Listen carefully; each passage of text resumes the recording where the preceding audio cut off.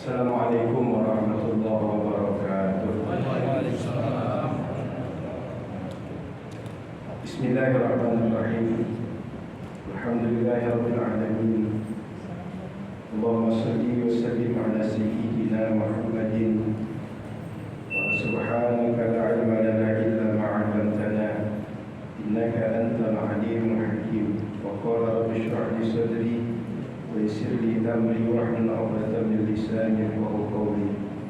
Alhamdulillah, Bapak Ibu yang dirahmati Allah Subhanahu wa taala, kita bersyukur kepada Allah malam ini kita masih menggunakan nikmat dan karunia Allah untuk ibadah, untuk muamalah sehari-hari, untuk kebaikan dunia dan akhirat kita. Mudah-mudahan semua kita termasuk di antara orang yang istiqamah di dunia sehingga wafat nanti Allah jadikan orang-orang yang husnul khatimah dan di akhirat layak pula untuk berjumpa dengan Nabi Muhammad sallallahu alaihi wasallam dan dikumpulkan dengan orang-orang yang mencintai dan dicintai oleh Nabi Muhammad sallallahu alaihi wasallam. Amin ya rabbal alamin. Bapak Ibu yang dimuliakan Allah Subhanahu wa taala, kita masih berada di bulan Rabiul Awal. Di bulan Rabiul Awal Nabi Muhammad lahir. Dan para ulama sejarah, ulama hadis populer mengatakan bahwa Nabi itu lahir di hari Senin, di bulan Rabiul Awal, di tahun gajah. Disebut tahun gajah karena saat itu ada penyerangan pasukan dari Yaman dipimpin Raja Abraha. Mereka mengendarai gajah bermaksud menghancurkan Ka'bah. Di tahun itu Nabi Muhammad lahir. Namun karena orang Arab, orang Quraisy saat itu tidak ada pencatatan tahun Hijriah, maka belum ada tahun 1, tahun 2, tahun 3, tahun 4 Hijriah. Sehingga yang ada dalam catatan sejarah itu Nabi lahir hari Senin, bulan Rabiul Awal, tahun gajah. Tanggal berapa? Ulama masyhur atau populer mengatakan tanggalnya 12 Rabiul Awal. Memang tidak ijma', tapi tak sepakat Senin Rabiul Awal tahun lahir Nabi itu adalah 12 Rabiul Awal. Tapi mayoritas ulama seperti Imam Ibnu Ishaq, Imam Ibnu Katsir, Imam Al-Munawi, dan banyak ulama hadis dan ulama tarikh, ulama sejarah lain mengatakan bahwa Nabi lahir di hari Senin 12 Rabiul Awal. Kalau ada yang mengatakan bahwa Senin itu bukan 12 Rabiul Awal, mungkin bisa saja tanggal 9, tanggal 6, tanggal 7, tanggal 8. Sebab memang tak ada yang mencatat dengan detail, mencatat dengan final bahwa Nabi lahir hari Senin 12 Rabiul Awal tahun sekian. Itu tak ada. Karena memang tidak semua bangsa sejak dahulu mencatat setiap kejadian yang terjadi sekitar mereka. Oleh karena itu wajar saja tanggalnya mungkin berbeda. Ada yang mengatakan menganggap 12, ada yang menganggap 9, menganggap 6, menganggap 7, dan seterusnya. Itu biasa. Lalu ingin saya bahas adalah orang-orang kemudian memberikan statement kepada kita, Nabi kan tidak pasti lahir 12 Rabiul Awal. Kok kalian maulid Nabi di tanggal 12 Rabiul Awal? Ngerti hubungannya? Nabi kan tak pasti tanggal 12, tapi kalian kok di tanggal 12 Rabiul Awal melaksanakan maulid Nabi. Bapak Ibu yang dirahmati Allah Subhanahu wa taala, sebelum ke situ saya ingin bacakan penjelasan Imam Suyuti. Apa hikmahnya Nabi itu lahir di hari Senin, tidak di malam Lailatul Qadar, tidak di bulan Ramadan, tidak ketika Idul Fitri, Idul Adha, tidak ketika nisfu Sya'ban, atau momen-momen lain yang saat itu orang sudah menganggap hari itu hari istimewa dan dibuat orang berbagai kegiatan yang menghidupkan hari tersebut. Tapi hari Senin, kalau kita tengok Nabi Adam ciptakan hari Jumat, kemudian nanti kiamat juga hari Jumat, sehingga di hari Jumat kita dianjurkan banyak beramal. Tapi Nabi Muhammad tak lahir dari Jumat, tapi lahir dari Senin. Apa kata Imam Suyuti? Satu hikmahnya kata beliau, warada fil hadis min anna Allah subhanahu wa ta'ala khalaqa asy-syajara fi yawm al-itsnain wa fi dhalika tanbihun 'azim wa huwa anna khalqa al-aqwat wal arzaq wal fawatir wal khairat allati yamtaddu biha banu adam wa yuhyuna wa tatayyaba biha nufusuhum fi. Jadi dalam hadis disebutkan bahwa Allah menciptakan syajar, pohon-pohonan, tanam-tanaman itu hari Senin. Lalu apa hubungannya dengan Nabi Muhammad SAW? Ketika Allah ciptakan pohon, tanaman, mulai dari tanaman yang paling kecil sampai besar, dari tanaman itu jadi makanan bagi kita. Dari tanaman itu jadi rezeki bagi kita. Dari tanaman itu jadi rumah bagi kita. Rumah dulu, apalagi orang dulu buat dari kayu. Hampir semua bahan rumah itu dari kayu. Maka pohon-pohonan itu atau tanaman itu sumber makanan, sumber pakaian, sumber tempat tinggal, sumber rezeki dan banyak lain yang menjadikan penopang utama kehidupan manusia. Lalu hubungannya dengan Nabi Muhammad apa? Seakan-akan bahwa di hari Senin Allah sudah ciptakan menjadi sebab selesainya urusan dunia mereka, yang menjadi urusan akhirat mereka Allah ciptakan juga di hari Senin, sehingga hidup di dunia selesai oleh tanam-tanaman, hidup di akhirat selesai oleh ajaran, oleh syariat Nabi Muhammad sallallahu alaihi wasallam. Maka pembawa syariatnya dilahirkan di hari Senin, sehingga hiduplah jiwa, hiduplah raga umat Nabi Muhammad dengan dua tadi. Satu tanaman, dua ajaran Nabi Muhammad sallallahu alaihi wasallam. Gitu Bapak. Itu maksudnya. Yang kedua, anna fi lafzati Rabi' isyaratun wa tafa'ulan hasanan bin nisbati ila ishtiqaqi. Wa qala Abu Abdurrahman As-Saqili li kulli insanin min ismihi nasib. Nama bulan itu Rabi'. Rabi' itu kalau dalam bahasa kita itu bulan sedang sejuk, adem. Hati kita tentram, badan kita senang. Kalau di Arab itu musimnya 4. Panas, dingin, kemudian semi, kemudian gugur. Musim semi ini Rabi' namanya. Nabi dilahirkan di bulan Rabi'. Apa maknanya? Musim itu musim sedang tenang, sedang senang, adem, asri, hijau alam. Kayak kita, kalau kita dikatakan sedang di Bukit Tinggi, sedang di Payakumbuh, sedang di Padang Panjang. Kalau Bapak Ibu pergi haji, pergi umroh, seperti di bulan Februari, di awal-awal Maret atau Februari Maret, itu suasananya tidak terlalu panas, tidak terlalu dingin. Nabi Muhammad dilahirkan di bulan itu seakan-akan mengabarkan kepada dunia lahirnya Muhammad di bulan Rabiul Awal hari Senin ini. Dia menjadi orang yang akan mengademkan, yang menenangkan, yang menyejukkan, yang menenteramkan alam ini. Maka Quran menyebut syariat Nabi Muhammad itu, ajaran Nabi Muhammad itu, wa ma arsalnaka illa rahmatan lil alamin. Rahmat. Semua orang merasakan rahmat dengan kehadiran Nabi Muhammad sallallahu alaihi wasallam. Jangankan manusia, hewan, tanaman merasa rahmat dengan kehadiran Nabi Muhammad, apalagi orang.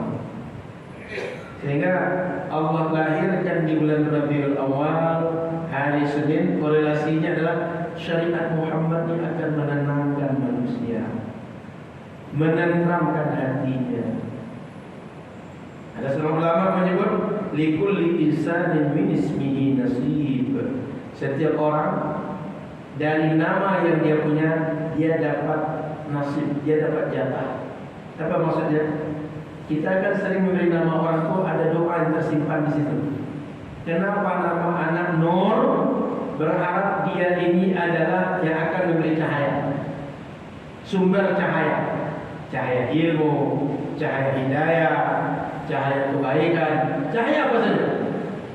Maka kalau orang dulu kita niatkan memberi namanya dengan Nur, Allah akan memberikan ada nur dari dirinya itu. Makanya Bapak Ibu kalau masih nama anak, usahakan nama baik-baik. Saya 6 anak saya usahakan namanya baik-baik semua. Satu anak pertama Abdullah, yang kedua Maryam, Abdullah ayah Nabi, Abdullah bin Umar, Abdullah bin Abbas. Yang kedua Maryam, ibu Nabi Isa. Yang ketiga Fatimah, anak Nabi. 4 Khadijah, istri Nabi. 5 Abdurrahman, anak Abu Bakar, Abdurrahman bin Auf. Yang keenam Aisyah, istri Rasul. 6 anak saya. 6 namanya, itu nama anak. Abdullah, Maryam, Fatimah, Khadijah, Abdurrahman, Aisyah. Saya tak lain hafal nama anak saya. Dan saya kalau tanya orang nama itu jarang kasih nama sulit-sulit. Saya kasih nama singkat-singkat. Kenapa? Saya berharap mudah-mudahan kalau saya namakan diri Khadijah, ada dari diri Khadijah yang melekat pada dirinya besok. Namakan dia Abdurrahman, namakan Abdullah. Kata hadis Nabi, nama terbaik itu setiap nama yang menghambakan diri kepada Allah. Saya ikut hadis, mudah-mudahan orang-orang yang dulu namanya Abdullah, namanya Abdurrahman, yang terkenal dalam hadis dan dalam sejarah, dapat pula barokahnya pada anak saya. Itu je simpel masih nama anak. Dan namanya Maryam, Khadijah, Fatimah. Manggilnya enak juga. Maka setiap orang akan dapat kecipratan kebaikan dari nama yang dilekatkan kepadanya. Maka orang kita sering menyebut nama itu doa. Ini dia asal istilah kita, nama itu doa. Apa kalimat ulama menjelaskan? Likulli insanin min ismihi nasib. Setiap orang dari nama yang dia punya itu ada yang dia dapat, ada kecipratan kebaikan untuk orang yang nama itu dipakai. Maka jangan beri nama anak yang buruk-buruk. Nama anak setelah hot, apa hot panas. Sehingga setiap kita ngomong apa panas saja, ada masalah panas saja. Nanti ibu jangan kesal. Dia ngasih nama ibu, yang ngasih nama bapak. Maka kasih nama anak yang baik-baik. Rahmat, Rahim. Jadi bawa anak penyayang, hatinya lapang, tenang. Maka Nabi dilahirkan di Rabiul Awal, dilahirkan di hari Senin. Dia ini sebab kebaikan untuk orang sebanyak-banyak orang, dan dia menjadi ketenangan, rahmat, kesejukan, ketentraman semua orang. Rahasia itu. Yang ketiga, anna fasl ar-rabi' a'dal al-fusul wa aqsaluha wa syari'atuhu a'dal asy-syara'i' wa asma'uha. Musim semi itu dalam 4 musim itu musim paling tengah, musim paling nyaman. Ini menjadi ikon, menjadi simbol syariat Muhammad, syariat pertengahan, syariat yang menjadi pertengahan pihak. Contoh dulu orang-orang Nasrani itu kalau orang sudah menjadi biarawati nggak boleh nikah, dan orang kalau sudah nikah nggak boleh cerai. Pernah dengar nggak ajaran? Kalau sudah nikah nggak boleh cerai. Syariat Nabi Muhammad nggak melarang orang nikah, nggak melarang orang cerai. Suruh orang nikah, kalau bertahan lanjutkan nikah dan bergaul baik-baik. Kalau nggak kuat pisah baik-baik. Contoh syariat Nabi Muhammad pertengahan. Sehingga nggak ada ajaran syariat kita itu orang seumur hidup tak boleh menikah. Boleh menikah. Mau menikah sekali akad bertahan selama-lamanya atau hanya setahun 2 tahun bertahan, tak ada dalam syariat Nabi Muhammad.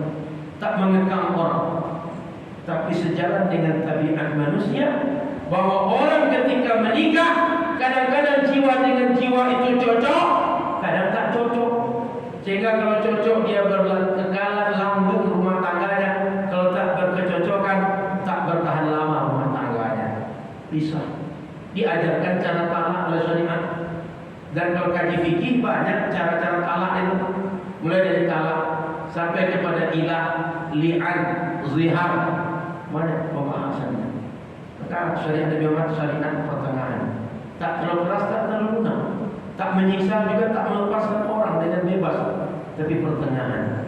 Maka Nabi Muhammad dilahirkan di hari Senin di bulan Rabiul Awal, mengisyaratkan kepada dunia syariat Muhammad syariat pertengahan, syariat yang proporsional, syariat yang cocok untuk semua orang, tak termengekang juga tak termelepaskan orang dengan bebas. Yang keempat dan terakhir, Al Hakim Subhanahu wa taala arada an yusharrifa bihi zaman alladhi wulida fihi, falau wulida fil awqat al mutaqaddim dzikruha lakana qad yutawaham annahu yatasharrafu biha. Allah Subhanahu wa taala ingin mengistimewakan waktu lahir Nabi Muhammad sebab Nabi Muhammadnya. Karena Nabi Muhammad lahir di hari Senin menjadi tinggi nilainya, dimuliakan sebab Nabi Muhammad lahir di situ. Kalau nggak dilahirkan di Lailatul Qadar, akan hilang keberkahan hari itu sebab lahir Nabi Muhammad. Sebab apa? Orang sedang menyebut, oh Lailatul Qadar lahirnya, oh bulan Ramadan lahirnya.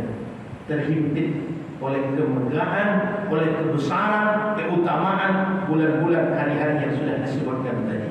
Tapi kalau Nabi Muhammad lahir di situ sebab Nabi Muhammad dibesarkan, maka orang akan mengingat malam Senin, hari Senin menjadi istimewa sebab Nabi Muhammad dilahirkan di situ. Itu sebabnya Nabi Muhammad lahir di hari Senin, bulan Rabiul Awal.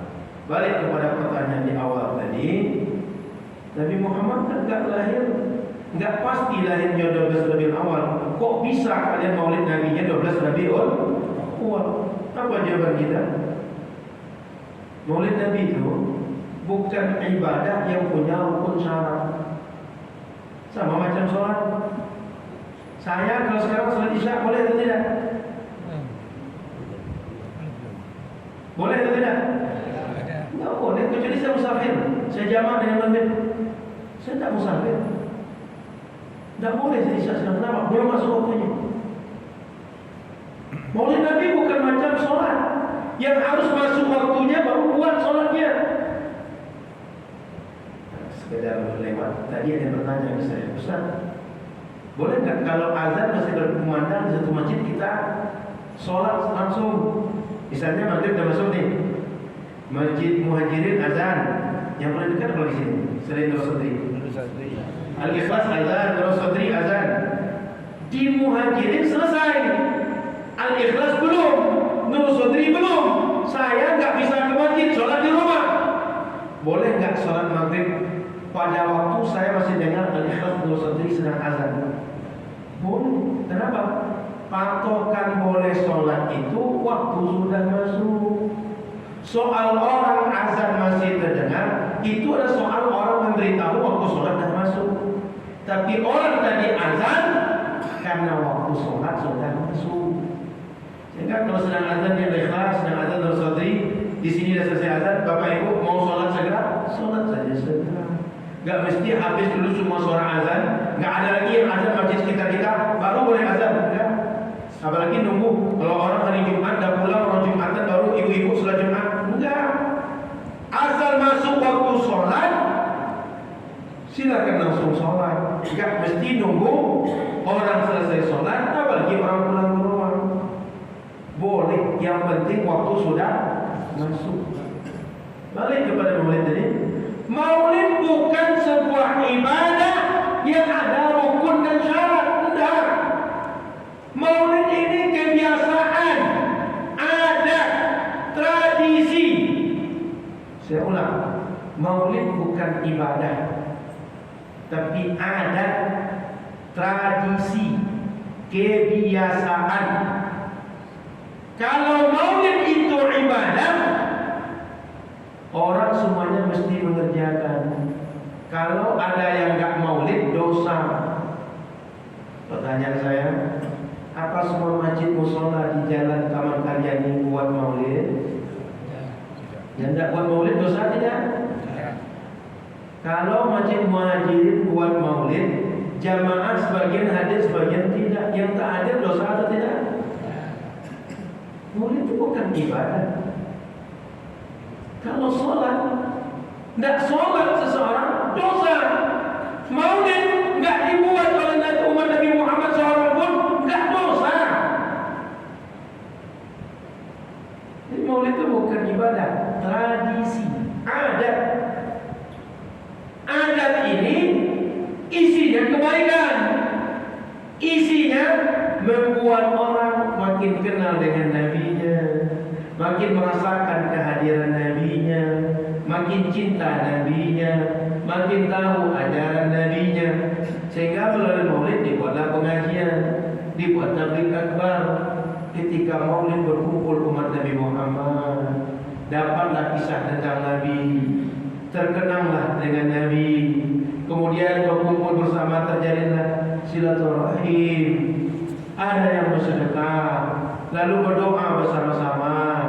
Mudah-mudahan dengan disebut nama kekasih Allah, didoakan kekasih Allah, dikaji ajaran kekasih Allah, turun pula rahmat kepada kita. Kalau Bapak Ibu ingat, di tempat kita ini marhaban atau barzanji dibaca kapan saja? Apakah maulid saja? Tidak. Marhaban itu dibaca orang khitan marhaban juga, akikah marhaban juga, orang nikah malam bainai marhaban juga, berangkat orang pergi haji syukuran dari rumah marhaban juga. Betul. Ini kalau tanya orang sekarang tak ngerti. Tapi kalau bapak-bapak ibu-ibu ini saya yakin ngerti. Betul, banyak momennya orang baca marhaban itu barzanji gitu. Kenapa mereka baca barzanji ketika mereka ada momen-momen itu? Berharap rahmat Allah, dengan berselawat kepada Nabi Muhammad, disebut nama Nabi Muhammad, terkucurlah rahmat Allah Subhanahu wa taala. Ketika terkucur rahmat Allah, hajat-hajat tersampaikan, bala jauh dari kita, penyakit jauh dari kita, segala yang diinginkan dimudahkan Allah. Kenapa? Rahmat Allah. Maka barzanji, marhaba atau maulid dibuat oleh orang Melayu tak hanya di bulan Rabiul Awal. Betul? Dari dulu sampai sekarang. Kenapa? Rahmat Allah. Maka ketika bulan Rabiul Awal, bulan lahir Nabi Muhammad, dibuat maulid. Apa tujuannya? Mengingatkan orang dengan nabinya, mengenalkan dengan nabinya, menumbuhkan rasa cinta dengan nabinya, sehingga dengan itu berharap mereka makin kenal dengan agama, mereka mengamalkan agama, mereka selamat hidup mereka dunia dan akhirat. Maka Bapak Ibu yang dirahmati Allah Subhanahu wa taala, maulid itu bukan ibadah, tapi dia adat, kebiasaan. Dan adat ini sudah dibuat orang Makkah sejak setelah Nabi meninggal sampai hari ini. Banyak kitab-kitab sejarah cerita. Ada Imam Abdullah bin Jubair dalam kitab Rihlah Ibnu Jubair Beliau meninggal tahun 500 Hijriah. Cerita bahwa setiap tahun di malam 12 Rabiul Awal, orang-orang Makkah, qadhi mazhab Syafi'i dan mazhab yang tiga lainnya itu beramai-ramai dengan para tokoh masyarakat, para pejabat negara, para gubernur dan segala macam datang ke rumah Nabi lahir. Untuk apa? Mereka merayakan Maulid Nabi di tempat Nabi lahir, dan itu berlangsung setiap tahun. Ini yang bercerita ulama di abad ke-6 dahulu. Ada lagi Imam Ibnul Jazari, kitab beliau Arfut Ta'rif fil Maulid Syarif, abad ke-9 bercerita bahwa orang-orang Makkah kalau datang 12 Rabiul Awal, mereka ramai-ramai mendatangi rumah tempat Nabi lahir dan merayakan Maulid dengan sangat megah, mewah, lebih besar daripada hari raya. Boleh cari di kitabnya Arfut Ta'rif fil Maulid Syarif yang mengarang Imam Ibnul Jazari, ahli qiraat, ahli tafsir, ahli Quran, al-hafiz, ahli dalam hadis. Bapak Ibu, kalau ditanya merujuk ulama ahli Quran dan ahli hadis atau sosial media, kalau ditanya mau ikut Facebook, YouTube, atau ulama ahli hadis, ahli Quran? Ini ada ulama ahli Quran cerita. Makanya kalau ada di YouTube bilang, di Facebook bilang, di WhatsApp bilang Maulid Nabi ini tak dibuat sejak dahulu, ini bid'ah. Tuh, orang Makkah ada buatnya dulu. Ada lagi saya dapat potongan clipping koran terbit 1335 Hijriah, sekitar 111 tahun yang lalu, terbitnya di Makkah. Rubriknya tentang orang Maulid Nabi di Makkah. Apa ceritanya?